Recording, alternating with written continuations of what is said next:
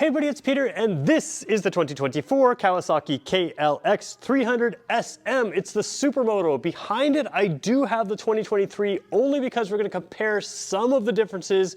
They're pretty minor, but they're actually a few more than you might think. So the basic change is new headlight, new taillight, but it goes a little further than that. There's some bodywork differences in here, which we'll show you in a second.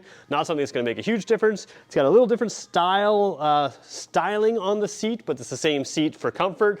New gas cap, new front fender, but it's the same basic bike as we used to have, and it's a pretty good little Supermoto, but it may or may not be right for you. And if you're around Fredericton area, you're probably gonna be most happy instead of this bike, unless you really want a Supermoto, with the Kawasaki Z500 or Ninja 500, which actually come in around the same price or even cheaper than this bike. So it will depend on what you want. In this video, I'm gonna go through what this bike is, why it's good, why it's not just a dirt bike with road tires. There are a couple other differences on there. And we're gonna talk about, again, if it's right for you. It will depend on your type of riding, what you wanna do. And like I said, we will be able to compare to the 2023, which is here. If you like this bike and wanna save a little bit of money, this one's $100 more than that one, but that one right now has extra cash from Kawasaki, so you can save yourself some money if you don't need the headlight and some of the styling differences. So if you haven't figured it out already, we do pretty in-depth stuff here. I'm filming here at Jim Gilbert's Wheels and Deals, Jim Gilbert's Power Sports. They are the #1 volume Kawasaki dealer in the country.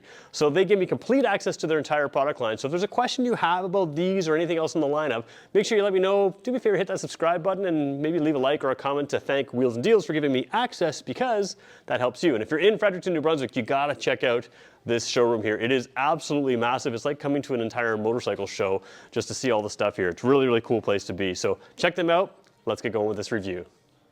So before we dig into the specifics of these vehicles, let's just talk, or specifically this vehicle, let's just sort of talk about the class. And if it feels like I kind of undersold them off the top, I kind of did that intentionally. If you want a Supermoto, we're gonna talk about the type of riding you do, but if you live in like LA or the greater Toronto area and you're always in urban environments, these are gonna be really, really, really good.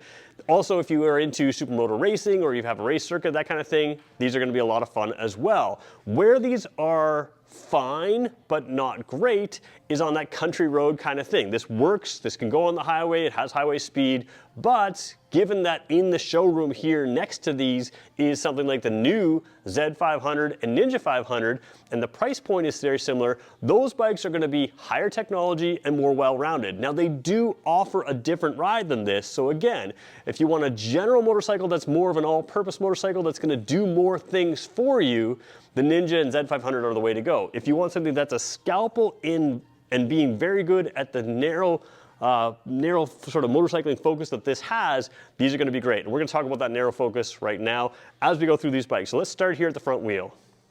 So taking a look at the front wheel here, you've got no changes here from 2023 to 2024. You've got the exact same tire, same wheel, and everything else. So a lot of people think that a Supermoto is basically just new rubber and new wheel sizes on a dirt bike. And that's kind of true, but there is a little bit more to it. And you don't only have sport bike size tires here. And when I say sport bike size tires, they actually are 110/70/17. So they're the same size as the Ninja 500, Z500. They're not quite 120, which is what you have traditionally on most sporty bikes, so another centimeter wider tire. Now what that does is it keeps this bike really flickable. So again, more standard rubber here, lots of road or rubber that you can get on this as far as you know, lots of tire brands, I mean. So if you want to go super sticky or you want to go more mainstream, have a little bit more long wearing tire, you can do that. So you can kind of tailor this bike to what you want because of the tire size. Now when I say it's not just a dirt bike with the rubber on it, it does have different brakes and different suspension settings as well here. So you've got much larger road style brakes. You can do stoppies with this, you can do little wheelies with this as well. And again, the spoked tires is something you don't see on something like the Z500, Ninja 500, and that's because that gives you more strength in here. So again, very strong tires. If you're jumping off curbs and doing that kind of thing, this can handle that. And that's part of the fun of having a Supermoto, is you can kind of whip it around, jump off curbs, do some wheelies, land them hard, and you've got lots of suspension travel and strong wheels to do that kind of thing. So upside down forks in here, which is a little different than the traditional right side up forks that you traditionally see on some of the dirt bikes here. And again, larger brakes, sticky tires, that's the real key piece to it. And what that does is create a really fun flickable bike, because this is also also a very lightweight bike. Taking a look at the heart of this bike, one of the key differences between this and something like the Z500 Ninja 500 is, first of all, displacement. This is a lower displacement bike, but it also is a single cylinder bike. So when you have more displacement and 2 cylinders, you're gonna have a faster revving, a little bit smoother ride. This has that, they call a single cylinder motorcycle of any size, they call it a thumper, and they do that for a reason. It has that little bit of thump and vibration. So it has some character to it, which is pretty fun. But the other thing with this is it is geared for low down acceleration. So it's not geared for the highway runs. While it's capable to do that, they want you to have a lot of fun zipping around town on this, and this is where the bike is really, really lively, zipping around town, having that kind of fun. What you also have here is a pretty simple setup here, so nothing too crazy, too fancy, and that's something that a lot of people really rely on. With a dirt bike bodywork, if you were to drop it or something like that, you're not kind of really scraping up a whole lot of stuff in here. You do have a little crash bar here. You can get other crash bars attached if you wanted to, but you've got the bodywork that's relatively flexible. This is a new body panel. We'll show you some of the differences a little bit later on in the video, but the key thing you're getting here is a reliable, simple, not super high-tech engine that is geared for low-down torque and set up to have sort of that city acceleration.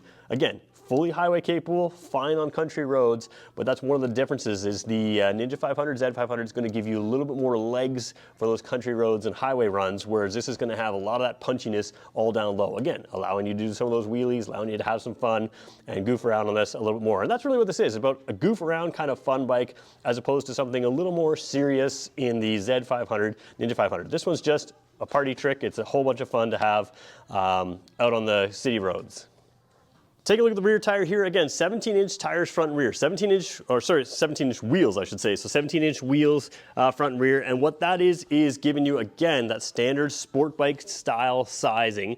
And these are 130 in the back, so they're fairly narrow as well, which again allows for that really quick flickability kind of feel.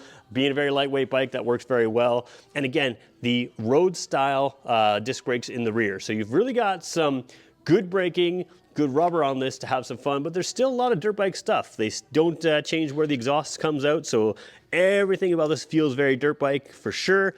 Exhaust is out there, and we will show you the light up there is a little different. Actually, we got a signal light in the way, so we're going to show you some of the differences between 22 and 23 in just 1 second. One thing I want to point out, though, that's a little different than a traditional dirt bike is you do have, if I can pull them down in here, they're nice and stiff, passenger foot pegs on this bike. So we'll zoom into that right now. You can see those little pegs right there, just sort of around the middle of your screen. So you do have the ability to take a passenger on this bike where you don't always have that ability if you just convert your dirt bike. This is a road legal bike for 2 people, and that's one of the things that makes it a little bit unique.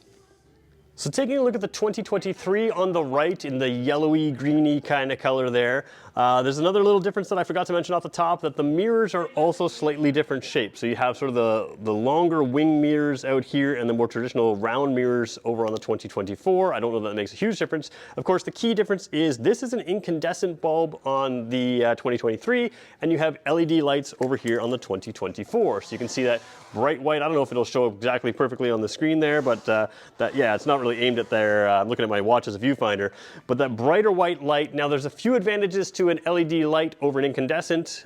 In theory, they will last longer without needing switched. They are a whiter light, which your brain is more used to seeing whiter light. In other words, more closer to daylight color. So it'll help you identify things at night a little bit better. And you know, it is brighter. There is a cost to replacing that, which will be more, but it's also far less likely to have issues, whereas this is a cheap bulb. So it depends on what you want. Incandescent bulbs you've all seen before. Taillight and headlight are both LED, but the signal lights are unchanged on these. So that's one thing. There is a difference in the fender. I'm going to switch the angle here to try to show you that as well. So I'm really kind of diving into the weeds here, but hey, if we're gonna show what's new, might as well show you everything. That's kind of what I do, is I try to get in depth here. So this one here is basically kind of a straight down from the headlight, where this is more the traditional, in my mind, dirt bike. It comes straight out and then curls down over here. Does it matter? Does it make a huge difference? I'm sure they'd redesign it for a reason other than style. It probably has a practical benefit, but there is a difference on the 2024 behind compared to the 2023 that you see in the foreground here. Again, maybe it makes a difference to you, maybe it doesn't. We'll see. So staying with the 2023 here, one thing they do talk about is new bodywork in this area. Again, does it make a difference to the person? Probably not. You can see the piggyback shock here. Again, fully adjustable rear shock here. So you've got a lot of variety in there. That piggyback shock is going to be really good. Again, this is the 2023 model, but it's the same thing on 2024. It's just easier to show you here, as you'll see in a second. But having that piggyback shock, it can handle, basically takes the heat into there. So when you have a lot of compression coming back and forth, that can heat up, that can slow down your suspension response. But now what you have is, with the piggyback, constant good suspension response there with some adjustability. So we're showing you the 2023, again, black seat all the way around. Take a look here, there's a little deeper panel on the 2024, which we'll show you in a second, and a little hole there. Let's just show you that quickly right now. So over here in the 2024, you can see the suspension down there. You've got this little sort of hole type here. That's because this is a little bit of a deeper panel. The other thing we were talking about earlier is the seat now has some more grip up top, which I think is a practical benefit for you. But on the sides, it's still relatively smooth. So you can still move your legs around, which you're going to need to if you're riding this Supermoto style. But you have a little bit more grip on the top, which is different. So not only is it just a different color where the other seat was all black all the way, it has sort of the two-tone as well as the two different tread type pattern there. So a little different grippiness there. You can see the strap back there. This is a two-passenger bike, as we talked about before. So that's one of the differences there. Let's just take a look at the taillights now. So switching the view here, we've got the 2024 in the foreground. You can tell by the gray color. This is a little bit more hidden. You can see it's kind of like the plastic ends here, and in behind is the taillight, where on the 2023, the plastic ends early and the taillight comes out. They are both sort of a V-style shape. There is a little bit of a difference there. That one is a little bit more exposed. The 2024 may be a little bit more protected in a fall or something like that, but just so you know, that is a mild difference. That's basically because this is an LED, so it is a whole new assembly, lighting assembly. The one other difference is the fuel cap. We'll show you that as we show you the dash. Dash is unchanged. So very briefly, 2023 fuel cap, key on the top right there. Of course, being a street bike, it needs a key there. A lot of the dirt bikes don't have the key on there. Let's just show you the new update as we show you the dash and everything on the new 2024. All right, 2024, different cap. Does it make a difference to you? Probably not. It will, I guess, keep some dirt and grime out of the keyhole there, but that's probably not going to be a differentiator between buying it and not buying it. But if you see that fuel cap, you'll know, hey, maybe it's got the newer bike. All right, let's zoom in here to the dash. I actually like this dash for what it is. So pretty basic stuff in here, but something like the KLR or the KLX 250 actually doesn't have a tack. So sort of the bike below this, or 230, I guess, the bike below this and a bike that's quite a bit above this in the lineup, the way I would consider it, it doesn't have a tack, but this one does have a tack. So pretty basic stuff in here. You've got the odometer down there, trip A, trip B, back to the odometer. That's pretty simple stuff. And then a clock on this side. You do have a tack. You do have the speedometer. That's the digital speedometer. So everything you need, nothing you don't. Neutral light's on, a single signal light. So whether you turn on the signals left or right, you just have the same light on there. You've got a fuel light, no fuel gauge, which is probably enough for a lot of people, and a temperature gauge thing because it is water cooled. Engine light over here. So simple dash, not fancy in any way, but very legible, gives you the information you need. And again, it's a pretty simple bike, so you don't need a whole lot extra than just that. So if that's the dash here, let's just scroll across gently and we'll look at the controls. If we can do this in the same shot, we will. All right, controls also very simple. So we're going to zoom in pretty tight to those there. Typical Kawasaki stuff, but Kawasaki has good feeling controls. A lot of bikes you end up cheaping out on some of their dirt bikes slash supermotos slash dual sport bikes, street and trail bikes. But this has the same nice controls that you have on everything else. So again, very good feeling to all the controls, very high-end feeling. Horn down there. High beams, low beams, signal lights down there. The other side is a kill switch and a start switch, pretty simple stuff. And again, you still have the dirt bike style grips here, so if you get a little in the mud, these are good for grips, but I would definitely probably wear gloves. These don't feel good. I mean, you should wear gloves anyways, but these don't feel great on my bare hands, but they do give you a lot of grip there. The nice thing about having a bike like this is if you start taking it on the streets, and if you do fall, cheap grips to replace, cheap stuff, and you know, that kind of thing. I think there's a possibility that they went with the round style mirrors because the round style mirrors sort of stay within or closer to within the end of the bar. It might just be you know, whatever's in the shop kind of thing, or whatever's in extra inventory, that's where they put there. But again, there is a difference in the mirrors here versus the mirrors, well, I've got the handlebars turned the wrong way, but they are sort of more a pointed mirror, and these are round mirrors. But again, those round mirrors seem to stay inside the handlebar more than the other mirrors do. So let's talk Supermoto stuff and see if it's right for you. So off the top of the video, I did kind of steer a lot of people to the Z500 and Ninja 500, but why would you want to buy this over those? There are a number of good reasons. First of all, like we said off the top, if you plan on racing these kinds of things, because there is race circuits around, then you already know you want this, and it is kind of fun to have something that is cheap to work on, cheap to get parts on. If you drop it, no big deal.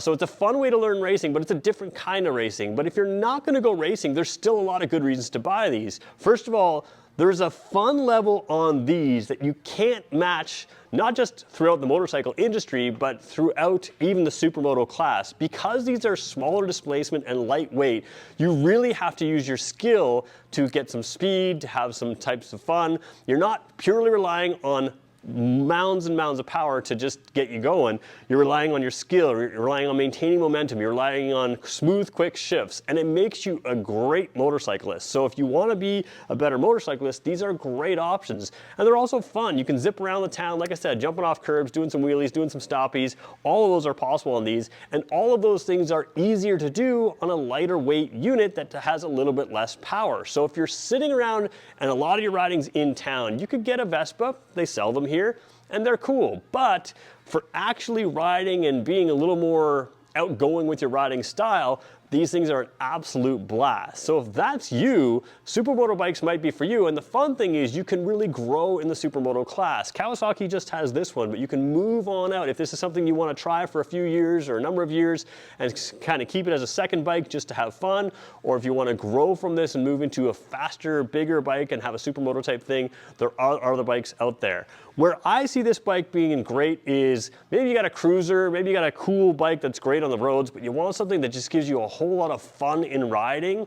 That's where these are really, really good. You're not hitting any dirt, but you still want to have lots of fun. This is such a different character than a regular motorcycle or something like a Z500, Ninja 500, or anything on in the traditional motorcycle sense. This is different. So this is a great secondary motorcycle. It's a great first motorcycle. It's a great first racing motorcycle.